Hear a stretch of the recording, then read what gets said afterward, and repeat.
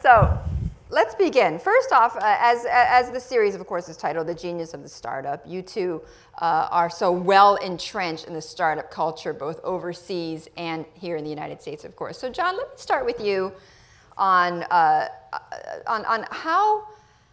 do you actually go from a simple idea to an actual company? I mean, that's the biggest mystery for anyone who wants to become an entrepreneur. You have to start. And it sounds stupid, but it's really important and really simple. Many people get this idea that it's all about the idea, that I've got this great idea, I've got to protect it, I can't tell anybody, and then I have to go from the idea to getting some money. And then I go find a venture capitalist or an angel, and I take my idea, and then somehow magic happens. And that's completely wrong. That's not the way that it works. Basically, the first thing you have to do is you have to develop the idea. And to take the idea from its concept to reality, either if you're a software programmer, you're developing something for the internet, you got to build a prototype. But even before you start building, you actually have to convince other people of the wisdom of your idea. And that's one of the great mistakes about the entrepreneurial process is people keep it close to their chest rather than go out and recruit followers and partners. The key thing I look for when I actually make an investment is, have you managed to create a team? And that first process is sitting down with people you know, targeting them, hopefully, not just making it serendipitous, but sometimes it just works that way. You're sitting with somebody saying, you know, he'd be a good person, or she'd be a good person to work together on that.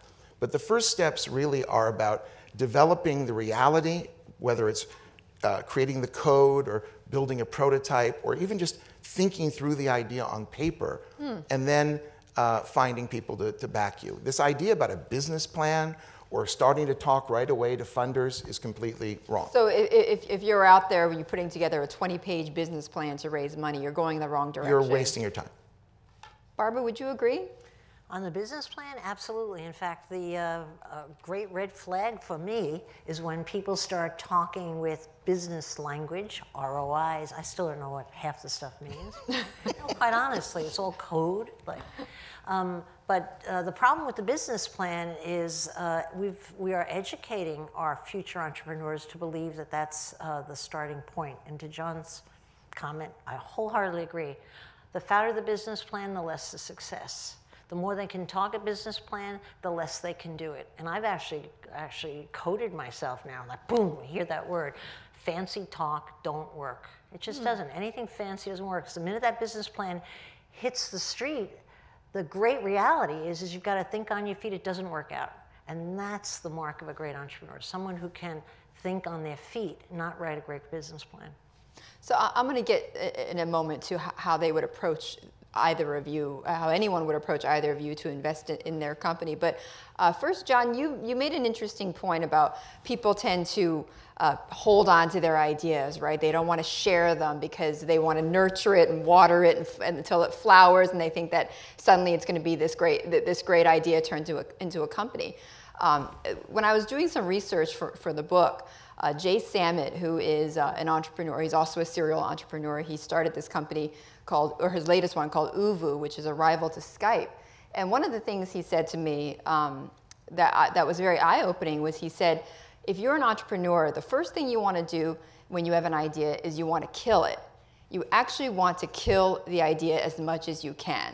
Because if you kill it and you try to kill it, what comes out at the very end is exactly what will survive. He says most people take their idea and hold on to it and don't want, they don't want to share that. Would you agree with that sentiment? Completely. It's first of all, in great companies, the idea changes. The idea is dynamic. The number of companies that basically start out with like this idea and end up with the same idea, in my opinion, is pretty much zero. Okay, because they go through today, it's described as a pivot. It's one of, you have to be buzzword compliant in this business. And, everybody pivots. And sometimes you'll pivot twice, 3 times. One of the companies I've invested in through our crowd is called Next Peer. And this is a 22-year-old entrepreneur who has built something magnificent. Now, I'll tell you about it in a second, but basically he came up with an idea, and he's a kid who I know from when he was really little. And the first idea was just stupid. Okay, I love the kid. And I didn't invest initially because I really, even though But you like the entrepreneur. I love the entrepreneur, but I really didn't like the idea, and I couldn't, even though the entrepreneur is more important than the idea, wasn't going to pull the trigger. A friend of mine did. Pivot 1, Pivot 2, all of a sudden this thing is taking off like crazy. He's now built the world's largest multiplayer gaming platform where you can actually play games in your phone together. He's age 22, he's got 50 million downloads, and he started off with another idea which was completely different. So I just think that's part of the process. You have to, whether it's killing the idea or interacting with other people, sharing it, ideas are dimes a dozen, okay? Good entrepreneurs are much more rare. What was a part of that pivot? I mean, what helped him pivot? I'm just curious. Well, okay, so his first idea was to provide a number ranking of how important a phone call was to you. So your mom's calling and she's selecting, okay, this is a number 3 call. And then your wife's calling and she's selecting number 1. Does the mom get to weigh in on that? I thought that was a really dumb idea. I didn't get it. I thought that, And you told him that? Yeah, and I said, to the extent anyone's making a phone call today, I mean, my kids and everyone else is basically on WhatsApp or, some kind of, texting thing. Phone calls are certainly dropping in terms of, social importance. But I didn't like it.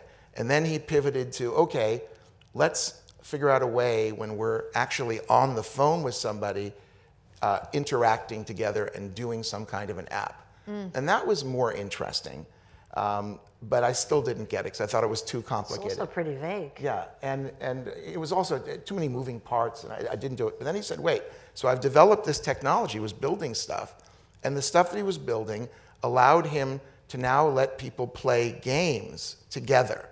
And he said, now I can enable, instead of the guy sitting there with his sons by himself, he can actually see the person just the way you would in an Xbox or whatnot at the same time. And that I said, okay, I'm in.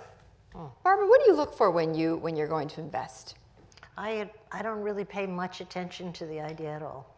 If it makes common sense, it seems plausible, that's fine enough for me. But to your point, John, you can reinvent it, many variations along the way. But what I'm hyper-focused on is the entrepreneur. All I'm trying to do is pick out the right people. That's all it is. And it's interesting because when I first went on the Shark Tank show, I had no experience investing in anything but real estate. And I'm thinking, okay, how do I do this? Within 1 season, I realized it was exactly what I had done for a living for 30 years. I had tried to figure out who was going to be a great salesman. No experience, walk in my office, they want to go into real estate sales, which every failure in the world wants to go into real estate sales usually. So it's like, okay. And you have to drill down on their personality and try to figure out if they were going to make it. And you know what I found?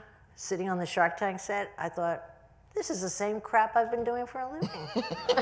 I just have to figure out who is a phenomenal salesperson, has the stamina, the gumption, all the characteristics of someone who's going to hit a finish line. Well, drill down deeper into that. What are the characteristics of a killer salesperson? Funny you should ask, salesperson? because actually an hour ago I actually sat down and wrote a list. Do you mind? Yes, Because please. I had like 40 things, and then I rewrote it. I said it actually comes down to 6, in my opinion.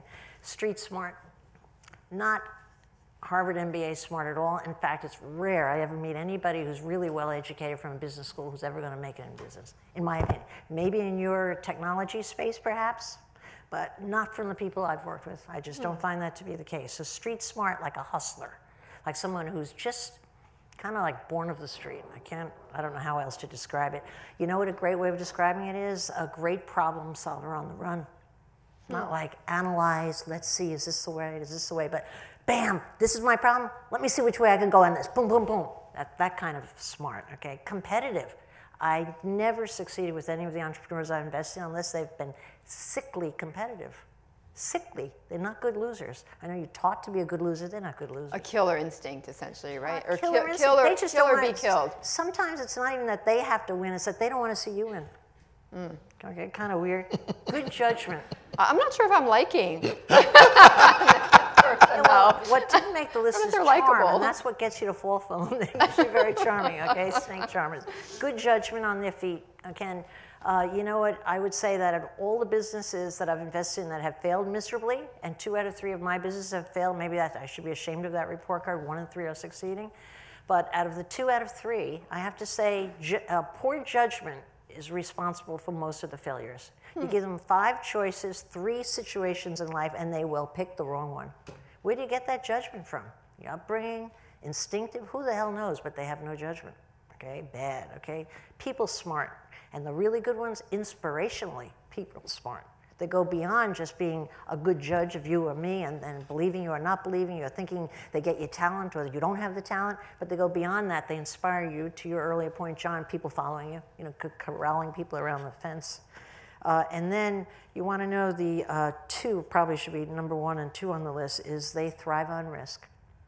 I have met more great McKinsey, super bright kids that got out of the best schools that are geniuses when I talk to them. I don't even know half the time what they're talking about, but they're risk aversive. They're not going to go out and do it because they're afraid of risk, okay? And then the number 1 thing out of the whole list, I should just tear up the rest of the list, is bounce back ability, or whatever a better word that is, okay? I have found that my great entrepreneurs have the inability to feel sorry for themselves. So they get hit, trampled on, crapped on, and they are it's almost their IQ is too high to lay low, or low to lay low. It's almost like they bounce back and say, hit me again, you know? That kind of a trait in someone, just keep barreling ass through, is more than persistence, it's a lack of intelligence, honestly.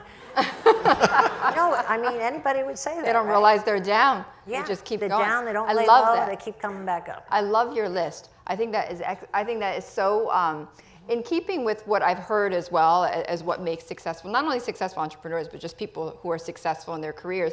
And all of that, Barbara, dovetails into, you know, I just happened to be reading Malcolm Gladwell's Outliers when I got the call to moderate this event. And what you just said reminded me about a chapter in his book where he says, he's talking about the genius study, and this professor would study geniuses, you know, this longitudinal study throughout their lives, and he found that no matter how high their IQs, they didn't do any better than the populace. And in fact, sometimes some of the geniuses did even worse than the average Joe.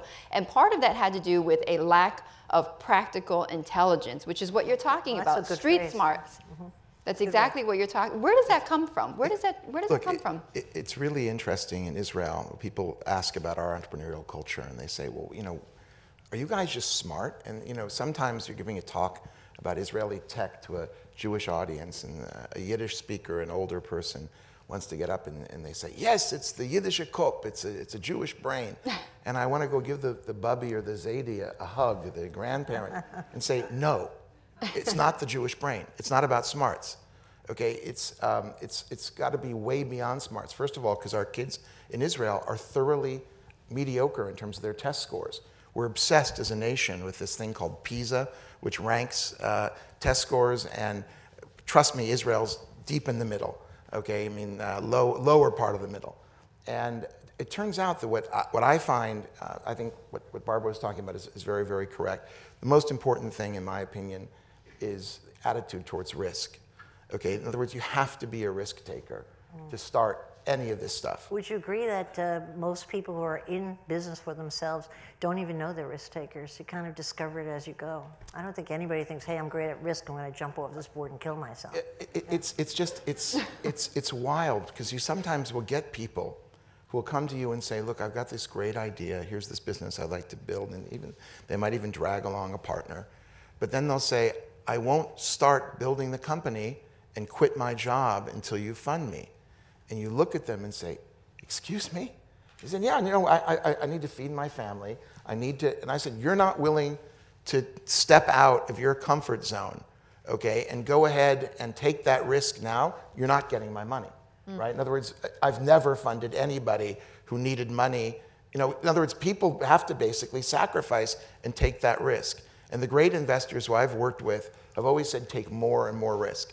And in Israel, it turns out, you know, we live in a risky country, right? We have existential risk sort of looming over the horizon, unfortunately. But the risk of starting a company and failing, big deal. Get over it, okay? I mean, that's just part of the game, okay? But John, do you have to risk everything to be an entrepreneur? Isn't there a middle road? Well, what does risking everything mean? Okay, in other words, if you're living genuinely, you know, month to month, and you can't afford Which is a great majority of people. That's true, okay? Absolutely. Then you are going, in order to go out and do this, you're going to have to find a way to come up with your month or 2 months. You kill your wife and your kids, it's done. You're going to have to do it. But for example, most people do in those cases, they go to their families or their friends. Okay, in other words, that's the first grub stake. But you've got to get their skin in the game. You've got to mortgage your house. You've got to sell your new car and buy it. Do you agree with that, Barbara? I'm going to differ with you on that because I have witnessed, sitting in that Shark Tank seat over the years, I have seen more sad stories where a guy with no judgment, doesn't have the entrepreneurial talent, had a stupid ass idea to even begin with, is standing there and talking about his third mortgage on his house, spending the inherited money that his kid got for college, on and on. No, I think that's just plain out nuts. But then he should have been an entrepreneur. In other words, not everybody is, that's an interesting point. Very few people are wired for entrepreneurship. Yeah, I mean, look, it's part of our Very few. our DNA in both, I think, America and Israel to want to be entrepreneurs. I think that it's part of It's also right now, if I could interject, now it's the flavor of the month. Yeah. It It is. is so cool. Every school's wrapping their arms around it. Every government's wrapping their arms around it. It's so cool Every right city now. wants to be the next Silicon Valley. Yeah, but you know, it's a very hard thing to. Can I just come back to one thing you had asked earlier? You know where I think street smart comes from? Street smarts. I'm looking at my field of little entrepreneurs that I work with, and not the big league that you're in, the consumer product people. Yours are pretty big league. Not really. No, they're little They get to businesses, be. startups. They're getting bigger. Yeah, but they're not on any stock exchange. All right. But you know where I think that street smart comes from, and I don't think there's any replacement for it. I think it comes from struggle. Give me a guy or a gal who has struggled coming up through the ranks, and I'm going to put my money on them. Give me a guy who's had a life of privilege, even if they could have been a phenomenal entrepreneur. Let me tell you something, they've been spoiled already. So you want people who've been in therapy, who need therapy. Look, I want to disagree with that. You would? Yeah, I mean, Bill Gates, okay, who I think is one of the world's great entrepreneurs, great people, okay. You watch what he's done with his career and what he's doing in philanthropy. An extraordinary. But he struggled as a child in many ways. But he came from privilege. His No, father maybe was a very, privilege. very Well senior said. partner at one of the major law firms. He grew up to wealth. Steve Jobs, on the other hand, didn't come from that kind of background. I mean, you see what's striking is that I don't think you have to have an MBA from a top school, but occasionally you actually will see great entrepreneurs who do. Okay, and very often Exception versus the rule. Can I also give you one other stat that I think is so enormously telling, and I'm surprised I don't hear about it all the time? 70% of all new businesses are started by first-generation immigrants. By the way, that's absolutely 7 out of 10. Well, by the way, Struggle. You know why? Because they were the CEO of a company called mylife.com. In other words, an immigrant basically is someone who took risk to come to a foreign country, had to reinvent themselves, had to do the banking and the HR, and some immigrant groups will do food service or laundry or gardening. And it turns out in Silicon Valley, with all due respect, most of the entrepreneurs aren't named Smith and Jones. Okay, in other words, the vast majority of the people who are killing it. Look at Mr. Coombe from WhatsApp. 4 years ago, he was on food stamps. Okay, and he's a Jewish immigrant from the Ukraine.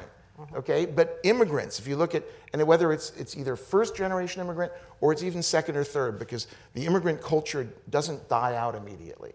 And again, that's what makes both the U.S. and Israel. But those businesses, though, Barbara, that are probably included in that would not be a majority of tech, I would assume, right? Such a small percentages of businesses that are started are technology businesses. Right, I mean, everything else It is the thing that grabs the headline, is what most investors really want to get into, make a killing in a technology stock, But no, it's a minuscule portion of all the funding in America and a minuscule portion of the business. I actually don't know what the percentage is. I don't know if you do, but it's less than 10%, Look, probably less than 5%. It turns out that tech is a smaller subset of the overall business environment, but it's where all the value creation is going. I mean, it's where all the dreaming's going. WhatsApp, in terms of its value, is now bigger than Sony and Toshiba Corporation. Okay, just think about that. Let that sink in for a second. WhatsApp is more valuable than Sony. Yeah, but okay? it sounds so much cooler. Okay, Think but about it. let me interject.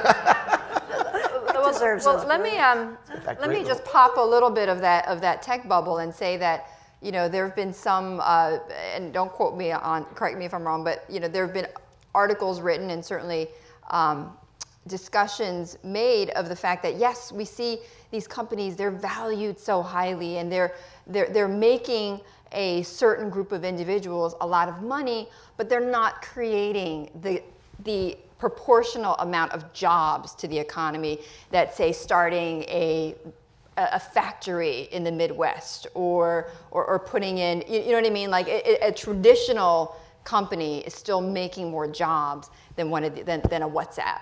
Except that the jobs are not necessarily long-lived. The problem is you can't fight technology. You can bemoan it, you can regret it, you can say, oh my gosh, it's horrible, how are we going to live with it? But it's inexorable, okay? It's just moving forward, and you either are with it or you're going to get run over. And the reality is, if what's happening, by the way, in Detroit and places like that, is they're reinventing themselves as startups. If you looked at what's going on in the auto industry, I mean, it's incredibly tech-driven, okay? And the fact that America is back, as an auto manufacturer is because these guys got technology. And you can't stop it. And to say that, for example, Apple or Microsoft or even Facebook and Google are not incredible businesses that have just changed all of our lives in a fundamental. You weren't saying that, were you? We all believe. No, but just that there's a euphoria around how great these companies are growing, when in reality, are they creating? But you know what? We're getting into Sure. a whole different issue here. This could be a topic of another session. Let me get back though to what you were talking about, sort of the street smarts aspect, right? Of what it takes to be a really good entrepreneur. Is our education system failing our kids in encouraging them to become entrepreneurs? Does it start from there? No, I think it's, may I answer that first? Yeah. I think parents are failing their kids. That's what I think. Because we have bought into the whole school system. What do you want to major in? What do you want to be when you go to college? I mean, we start drilling on our kids early. I'm not knocking it. I'm just a son of a bitch mother with my kid. Get in the good school, get the right scores, blah, blah, blah. But you want to know what the great advantage that the immigrants have and the poorer people who are starting the bulk of the businesses in America have. They don't have parental pressure. They have nothing to lose and nowhere to go but up. They don't have to get the top scores.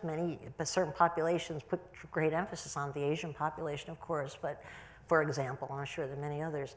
But they don't have the parents trying to program the kids early. One of the best thing my mother did for myself and my 9 siblings, and all of us are in business for each other, okay? For ourselves, rather, not each other at all. But the best thing my parents did is they said, do whatever the heck you want. Oh, we don't care. Go, just be a nice person.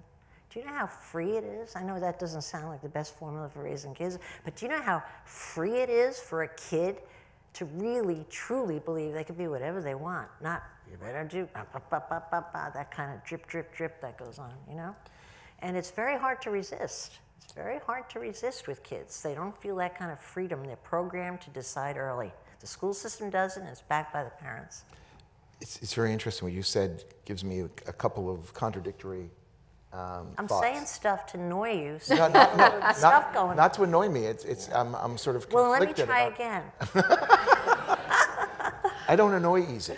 Okay. I think Barbara will keep doing it, though. Okay. Well, it's more interesting. No, absolutely, conflict. The way you described, sort of like kid, do whatever you want to, couldn't be farther from the reality of a Jewish family. Okay. Mm-hmm. In other words, with all due respect, I don't know how many Jewish friends we have in the audience or non-Jews, but that's just not what goes on. But guess what? My parents had us hang out with all the Jewish kids. Okay. We got that. But what is it like? Okay. Well, so first of all, there's a great similarity between the Tiger moms and the Jewish moms. Oh, yeah. Okay. Oh, yeah. Big similarity. But the reality is, okay, you are encouraged to excel. Okay, and you are.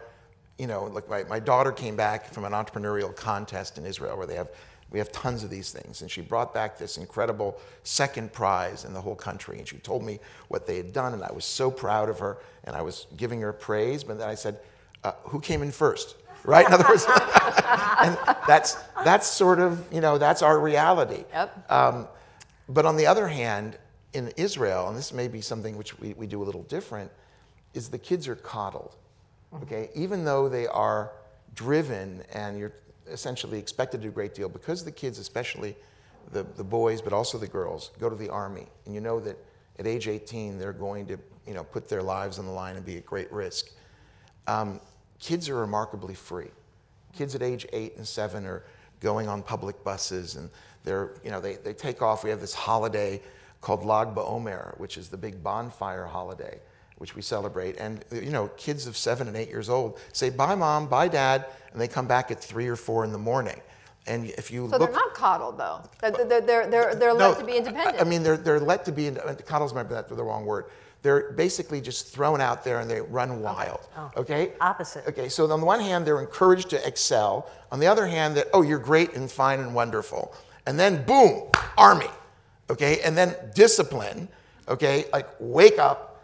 All of a sudden, my boys, I got 2 boys who are officers, rooms are perfectly clean. Okay, Mom is amazed. Okay, they are on time.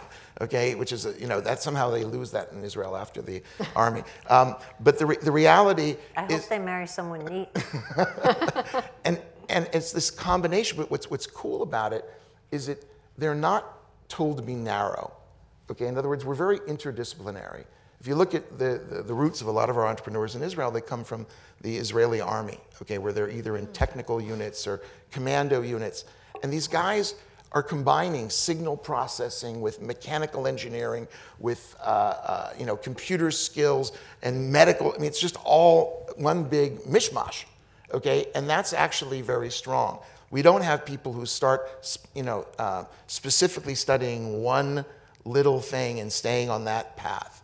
We're really good at growth. So are you saying the fact that they are encouraged at a very young age to be independent and to fend for themselves, that stays with them despite having to then meet that discipline in their later years? And in fact, it's encouraged.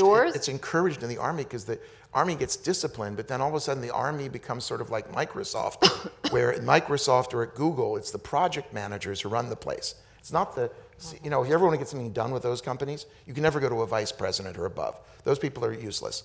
You got to go to a project manager because they delegate tremendous responsibility down to the mid ranks. And that's what happens in the IDF. My sons are officers, and all of a sudden I'm listening, on the phone as I'm driving, like, blah, blah, blah, blah, blah. They're telling, when did my 21-year-old become a manager? Okay, when did he sort of learn to take charge? And he's responsible for people's lives. And so it's this combination. That's what the contradictory part of. On the one hand, yes, we tell the kids, get it done, go excel. On the other hand, we throw them out there and let them, go. Well, which is better? So now I'm confused. Which is better then? Which is the better way?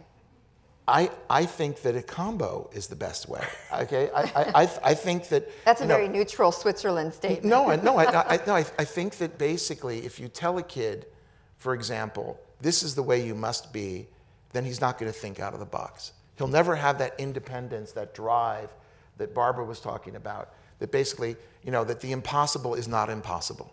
Okay, he doesn't. You have to have this almost sense of it being a Superman. Okay, where you know what? I can do it.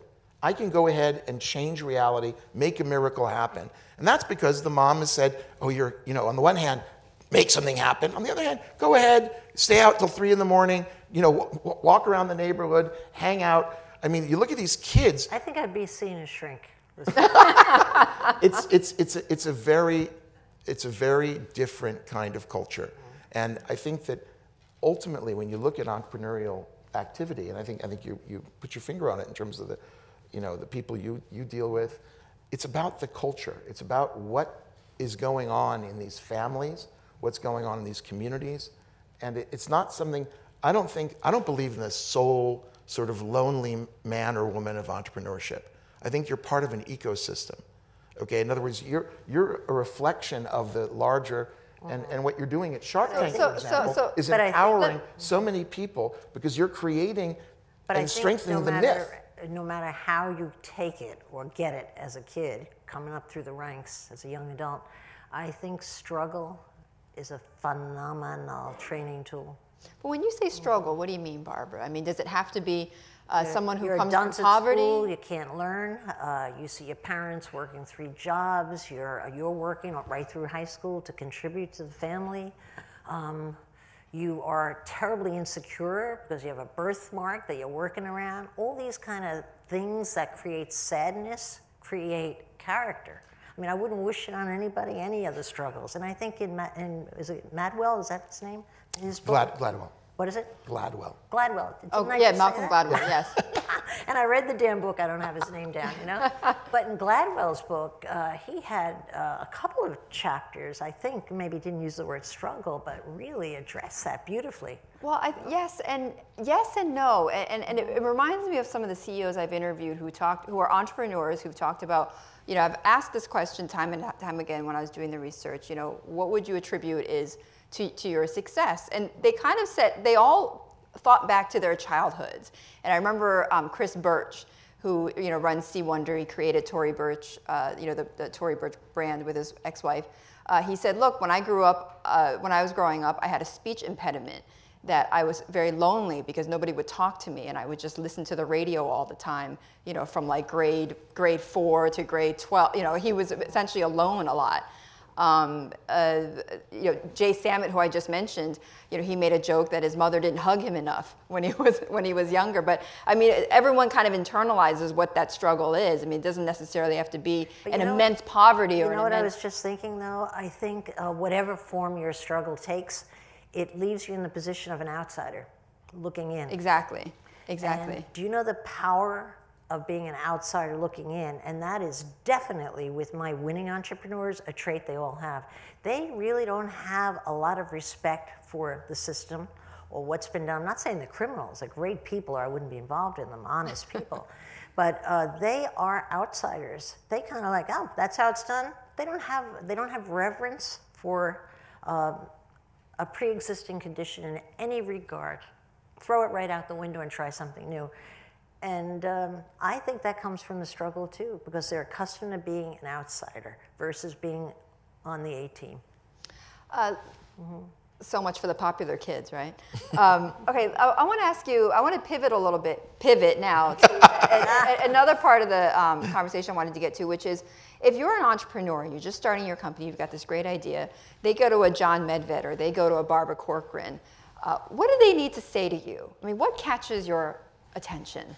Look, right now, what I'm doing is running a crowdfunding, you know, site, which basically provides a new way to fund entrepreneurs. So if you can't get on the Shark Tank, or you can't get into see sometimes it's better than Shark Tank. Crowdfunding's the new big kahuna. It's pretty big. You know, it's a new way in addition to venture capital and to angel investing. And we look for 6 things, okay, and when we see an entrepreneurial activity. Number 1, it's got to be a great team. In other words, we look at all these characters. What if it's one guy? Never. You never do it? Never do it. You want to see a team? Absolutely. It's got to be a team or we don't do it. You know, some people, you know, might do it differently, but it's got to be a team. The great majority of businesses start out with one individual. Yeah. Not in the tech world. Oh, not in the tech at all? You have to have different skills because you've got usually a tech guy or gal. You got it. I believe it. Go ahead. You know, so it needs to be a team. Team can be 2, okay? You know, sometimes 3, but it's got to be a team. Great team. Okay. Number 2 is it's got to have a big market opportunity. I don't look for little niche-y things. Okay. In other words, if you're going to go after a $50 million market, which sounds great, and say, you know, I'm going to get 10 or 20% market share, no, not interesting. It's got to be not a knitting circle. Yeah, billion-dollar markets growing fast. The third thing is the idea itself has to be simple and easily conveyed. And that's critical for our crowdfunding stuff because we're going out to the crowd, people like yourselves, and saying, okay, you know, fund it. If it's too complicated, too obtuse, it's not going to work. We are looking at the moment for companies. The 4th criteria is what we call traction, another one of these buzzwords. Okay, traction means that you've got some customers, you've got metrics, you've got data, Okay, I don't know who has said that, in God I trust, all others bring data. Okay, in other words, the reality is that you have to have something we can check and do what's called due diligence. The fifth thing is we look for sponsorship. Today in the crowdfunding area, I don't want to be investing by myself. I want you on board. I don't want to get on board with you. I really mean it. Yeah. I bothered her. Good. We look for sponsorship. We invest with, the best investors that we can find. So you're not first in. You like to have a crowd of other guys in with you. Well, first of all, we will do what's called seed funding occasionally. That's rare today. We do what's called Series A or Series B, which is, a little more meat on the bones. $500,000 or $1 million is already being invested by angels or others. But we like what's called a syndicate, because it turns out that, you need multiple groups of funders to create the kind of capital. Many of these tech companies, even though you hear stories about people who make it with just a couple $1 million, most of them still need real capital. Better to have a group around. And the last thing we look for is we're just value sensitive. I can't help it. I'm genetically predisposed. Okay, I look for mitzias. I look for deals. Okay, and if they're deals, then we're interested. Aren't they all kind of deals at that point, right? No, with that whole list of criteria, you must have tremendous competition from other investors who want to take your spot. All the time. I mean, those are criteria that everybody would be in love with. We see 100 deals and choose 2. Right now, if we just celebrated our first year at our crowd, we've made 33 investments, invested 35. Actually, it's now $37 million as of yesterday. And we've seen over 1,500, wow. groups. So we're at 2%. I mean, basically, we see 100 deals, we choose 2. So Barbara, how do your set of criteria differ from John? Oh, vastly different. It's a little quicker, but you have to realize we're investing in different kinds of companies. I often have one person with no one working for them. They've got the idea. Sometimes all they have is a clay model. Okay. Sometimes what they have is they have 6 months of sales or barely sales, and sometimes I have 2 people who are partners. Interestingly enough, I have done the best with the partnerships, which supports your point. 2 people, 2 flavors, especially if they're opposite. I love that. Right? But what I'm really looking for is someone who could sell me. Let's hear what your pitch is. Do I buy in? How persuasive are they? Because if they can't sell, who's going to sell for them? So I would never invest in the best idea in the world unless the person could sell me. Because that's what a startup is. You got to get out there and peddle your idea. And when I'm saying idea, in my instances, rarely is it an idea. It's almost always a product. So if they can't sell it, who the heck's going to do it, all right? The other thing that I don't insist on, but it sure makes me feel warm and cozy, is sales. Because you know what sales brings with it? Proof, the ultimate proof that somebody will buy it, that the price is probably okay, and that you're probably holding your own against larger competition if you actually have sales. So the simple question, what are your sales in what period of time, is I guess it's an entrepreneur's early version of a report card. So you're not an angel investor then. So you're not going there right at the beginning. I think I am. I'm a fool, many times. I belong in heaven for some of the stupid stuff. All right, but of course that's an angel investor, early stage funding, surely. Rock bottom investing. Yeah. But if you have sales, I mean, you've already started. Oh, sometimes the sales are they've been in business 3 months and they've sold 30 pieces of their product. Okay. Then I want to know, who did you sell it to? Did they repeat an offer? And blah, blah, blah, you go right down the pike. Okay. But these are not sophisticated businesses. They're basically a guy or a gal with a dream, and you're trying to size up if that dream has any shot in hell of making it. That's it. If I applied your criteria, I would have never invested a nickel, which is probably good news in anything. Because no one would have met that criteria, but you're coming in not at bottom level it's for funny. seed funding. You're at a different league. You're a big shot type guy. I'm not. Admit it. I'm not a big shot. You're a big shot type guy. Say it. I'm a big shot. I'm not. I'm big, but I'm not a shot. Look, It's funny. I have a lot of partners who look at me and say, you never met a deal you didn't love, okay? In other words, I'm viewed as, I fall in love with these people, okay? In other words, But you don't take your wallet out so quick. I constantly slapping, like in Dr. Strangelove, you know, Peter Sellers. No, don't raise the hand. Don't do it. And on the other hand, really great investors. When I ran my venture fund, had a very, very spectacular fund of funds who backed us, and they always said, take more risk, which I always found interesting. Is that you'd think these big, you know, sort of corporate institutional investors say, mitigate risk, you know, control risk. Okay, go figure out how. But they say, take more risk, because it turns out that when the Google guys went around, you know, peddling their idea and their early company in Silicon Valley, and they asked for what seemed to be just an incredibly high valuation. They wanted 100 million. You asked before about, you know, aren't they all cheap? Well, they went around and they really had very little, and they said, we're worth $100 million. And there were guys in Silicon Valley that threw them out of their office. Who said, you want $100 million valuation? That's, you know, I'm going to give you 10 million, I'm going to get only 10% of the company.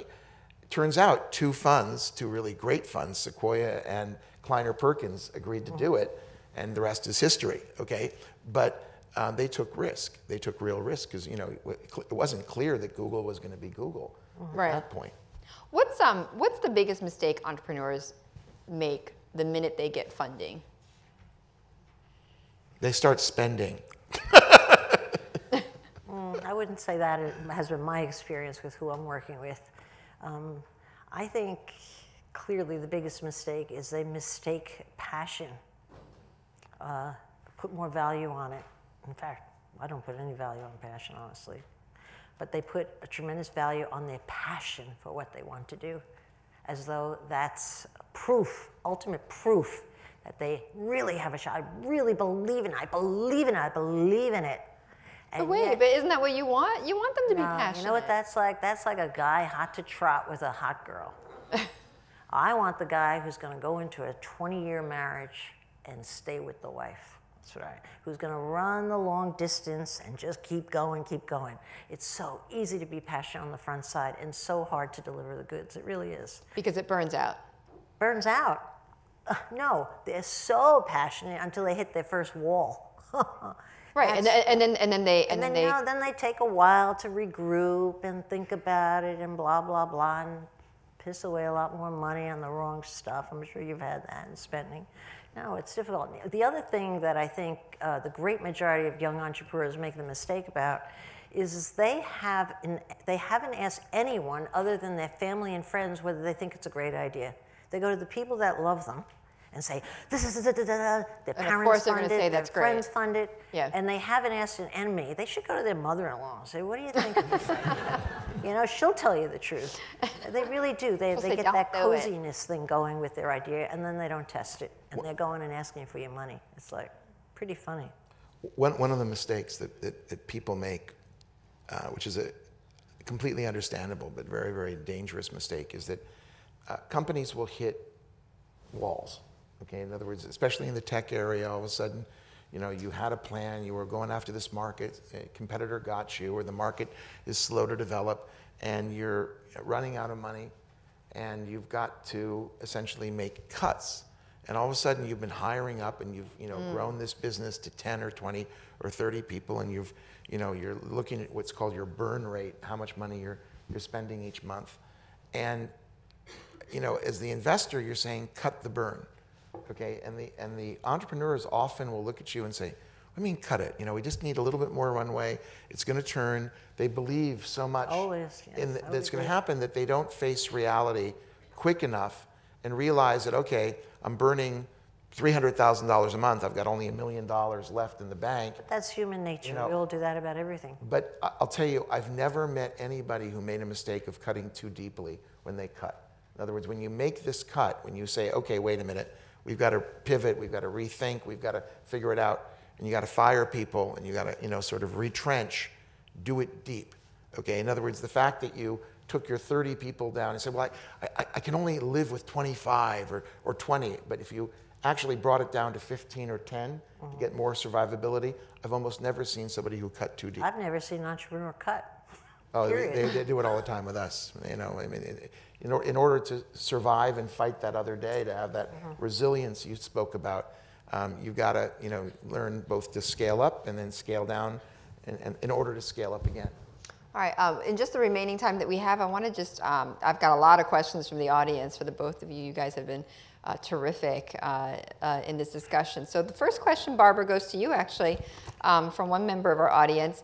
How did you turn $1,000 into a multi-million-dollar business? Oh, this is a setup, come on.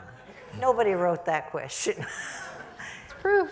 Who handed it to you, Sue? Sue, come out here and confess that you wrote the damn question. It's genuine. No, I'm not going to out the audience member who asked. Okay, go ahead. Well, there's a whole book in that. So let me just think of what would be the short and the important part of the answer. What a big question, right? Yeah. Okay, just. Well, I'll tell you a little methodology that I used as a young entrepreneur that I never varied from. And it was like this. I had the $1,000. I figured out how far my $1,000 would take me. And it basically came out to 3 months of business because I didn't have an office overhead. I worked out of my apartment. I actually got evicted as a prostitute from bringing men up, believe it or not. That's a true story. And I wasn't a prostitute. I was a Catholic girl. I was almost a virgin, for God's sakes, you know. But anyway, just throw that little piece in.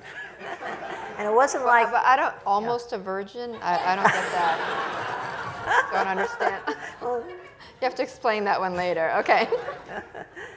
But my method was, I knew I had 3 months because I divided the $1,000. It cost me roughly $320 a month to stay in business. It bought me a 4-line ad in the New York Times every Sunday and a Wednesday ad in the New York Times where I could advertise an apartment. And it paid for my pink Princess phone, which, by the way, was an extra $1 a month, but it made me feel fancy. So I figured I'd go for the $1 a month, you know, extra. Right? That's all you needed, really. Okay, and you needed a few bucks for a cab fare. So it was a very simple business. But every time I rented an apartment where it went over the $1,000, okay, I only needed $300. I knew that would support another salesperson. So I took the extra $300 and I hired a salesman and stuck them in my office. And I did that for 28 years. I had 1,300 salespeople working for me.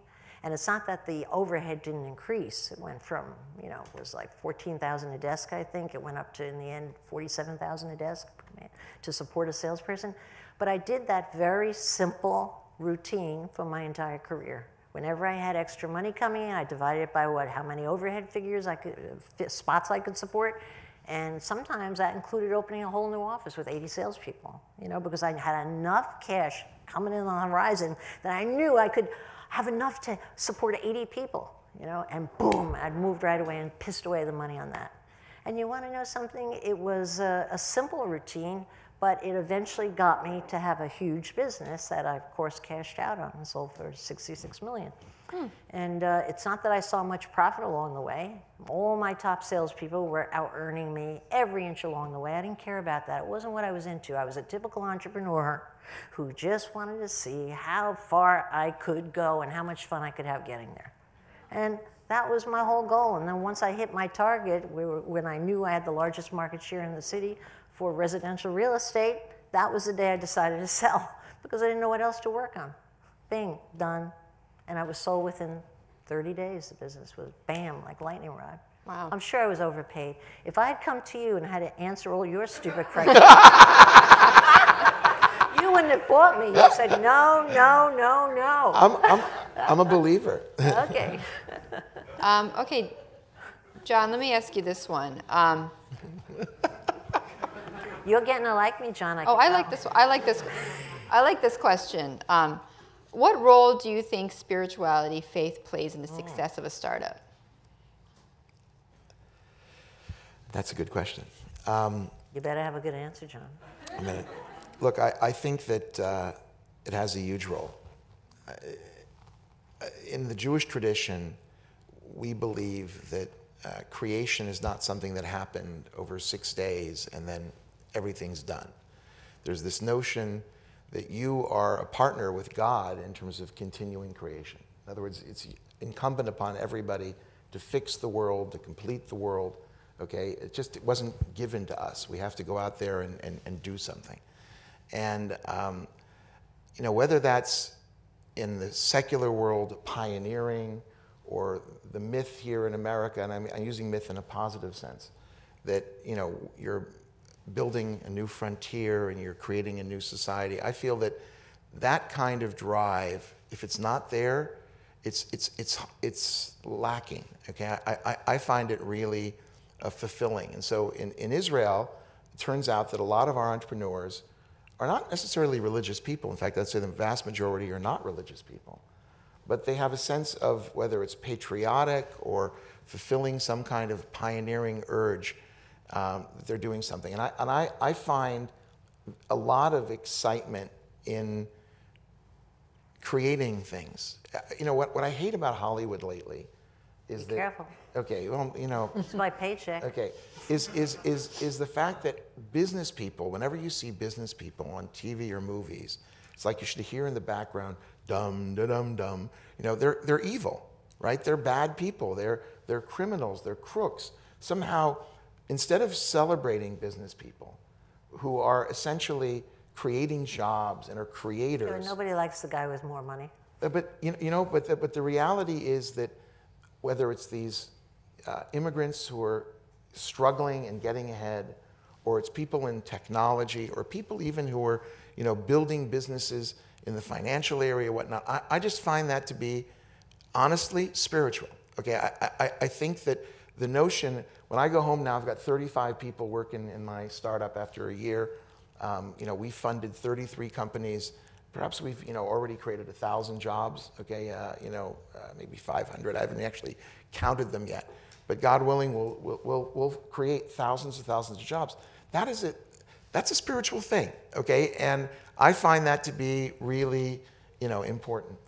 Well, I was so overdosed on the Catholic faith that I don't have any spirituality in me, that's for sure.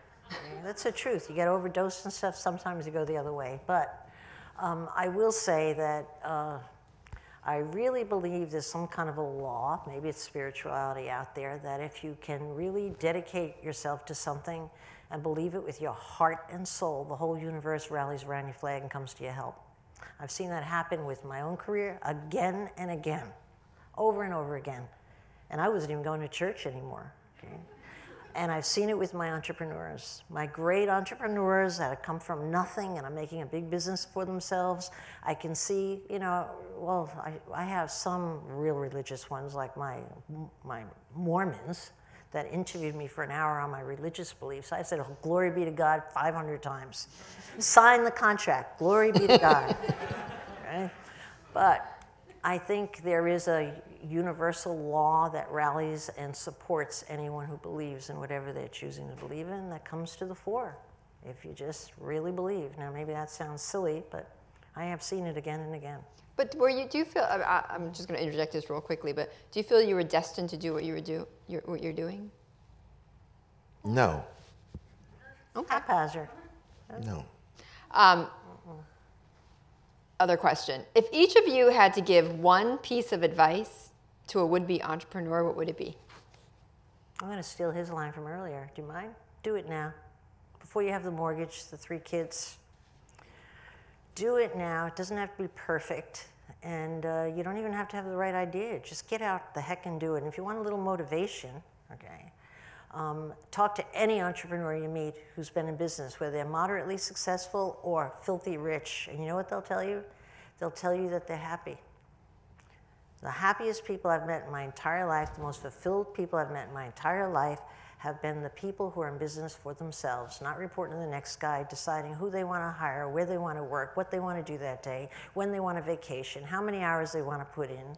They're totally in charge of their destiny, and there's nothing more invigorating in life than being totally in charge of your own destiny and knowing you're capable of doing it. That's a big plus you get from being in business for yourself. And the one thing that gets in the way is life. Thinking about it, not getting out there and doing it. You never know with life. 3 months later, you can't do it anymore. Better off just jumping the hell out there and doing it, Yeah. So I believe in doing it. So Barbara stole your line. What's your next? Yeah, but I made it. I trimmed it up. You gotta admit, I trimmed it up, John. I'm gonna get you going sooner or later. I like that poking. I'm going to give you, two answers. Don't use my answer. No, I'm not. In Hebrew, we say "aseh harav," okay, which means make yourself a rabbi, which is a weird phrase, and that means basically that you have to find a teacher or a mentor. Okay, I think that one of the key things people forget is that yes, you're going to go make it happen and do it and seize the moment, but you really need, good advice. You need a rabbi, okay, and a teacher, someone who will, sit with you and mentor you, and that's really important. And you had that teacher? I did. I've had it in various parts of my life. I've had, wonderful people who've helped me. My late father, I did my first business, typical Jewish, again, immigrant kind of thing, family business, except my family business was fiber optic communications. And Lucky you. My dad, Yeah. no, my dad grew up in an immigrant home in Philadelphia, South Philly. Was a scholarship student, became a physics PhD and professor. And he started a company in our basement. He was like an entrepreneur before it was fashionable. At least he had the good judgment to be in the basement, because that's kind of cool. Yeah, it was really cool. And then he showed up. I had moved to Israel as a wild-eyed hippie from Berkeley. You? I don't believe it. Oh, are you kidding? Who are you have you no kidding? idea. I read the bio. It's true. And I was hanging out, and my father showed up to check me out after a year of living in Israel, and he took me to a meeting which he had with some scientists up at the Missile Development Authority. And I sat there listening to talk about fiber optics. I understood not a word. I never studied engineering or science or anything business. So he was a big mentor for you. He was a great mentor. And, Okay. and basically these guys turned to me at this meeting and said, "What are you doing in Israel, young Medved?"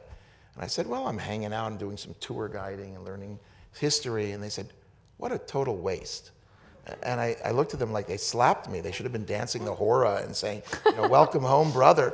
And they said, "What your father is doing, this fiber optics, this is what we need." And that's how I got started. Oh. And that's enough. So that's save your the first other. piece of advice. You want a second Find your one? rabbi. The So second one is keep it really simple. Most entrepreneurs make a terrible mistake by getting what I call featureitis, okay? They think that they can't release the product because they need this feature and that feature and da-da-da-da-da. And the best things today are really crazy simple.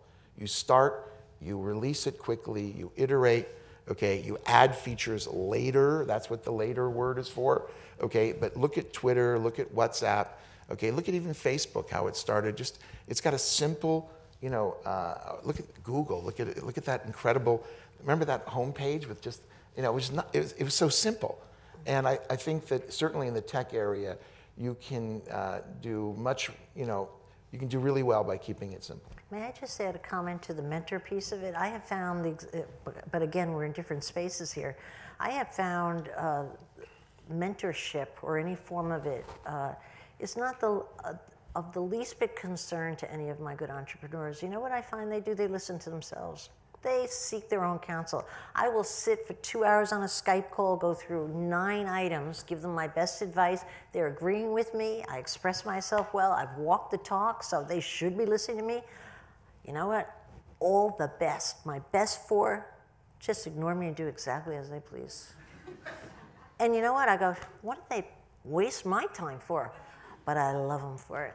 And it's confirmation again and again that they are hot because they're cocky. They're cocky. They just keep moving. They believe in themselves. But do you believe in the idea of mentors, though? I do. It's a plus. I mean, I didn't have a mentor. Most great entrepreneurs I've ever met did not have a mentor. I mean, it's different if they took over the father's business, but most did not have a mentor because they're accustomed to listening and trusting their own instinct on things. I mean, I'm sure it would be lovely, but I don't think it's essential by any means. Okay, this one comes from Ethan, a 6th grader, I think, in our audience. What's he doing up this late? should be in bed, Yeah. studying. Okay, no, I'm just kidding. Okay, Barbara, during your time on Shark Tank, was there a business you passed on that you later wished you had chosen to invest in? Great question. It's a good question. There haven't been any, but there were a couple of businesses that passed on me and then went out to sell it for a ton of money. You know what happens on Shark Tank? We get a lot of people who want the notoriety, and why do you blame them? I mean, it's like a free commercial on primetime TV. Why wouldn't you want to pitch your business on that, right? But I had in fact, one of the people walking in here said, oh, I bought in the collar stay business. That guy just used and abused me for 3 weeks, and then the minute he got the air date on Shark Tank, we couldn't get a phone call back from him, okay? Huh. Then there was the technology kids, 2 kids, a great product, a cheating product, something I could relate to because I was such a lousy student. What you basically do is sell your notes to the smart kid at the school. They were in almost 50 universities, endorsed by the school. The smart kid sells his good class notes to the dumb kid, and it was called Note Haul. So I bought for only $50,000, 25% of their business. They went out and shopped it around and sold it in 3 months for $10 million. Right? So I got a lot of things run away from us as sharks, not so much we passed and, oh, we wish we should have. Interesting. Yeah. How about you, John? Has there been any big regret? Oh my gosh, endless. You have a lot of competition in that Yeah, space. no, but again, I've made mistakes. You know, in other words, where I've missed great deals. There were some guys who came into our office, actually from the same Missile Development Authority, who had developed a little tiny camera, video camera, and they put it on the desk, and they said, "You see that camera?" I said, "Yeah, it's really small." I said, "We can make it smaller. And what we're going to do is we're going to put it inside of a capsule, and then people are going to swallow that camera, and it's going to image you as it goes through a one-way, disposable, journey through your body." And I had seen that Raquel Welch, the Incredible Journey movie. Right. I said, "This is great." And we had this whole debate in our partnership, because it was a venture partnership, about whether to invest or not. And other partners said, "This is never going to work. I mean, who is going to ever swallow a video camera? With all due respect, what if it starts broadcasting the Olympics? Or, it's not going to happen, okay?" So we didn't invest, and that company became something called Given Imaging, which was just bought last year for $960 million. Wow. So, You should find that camera, shove it down your partner's throat.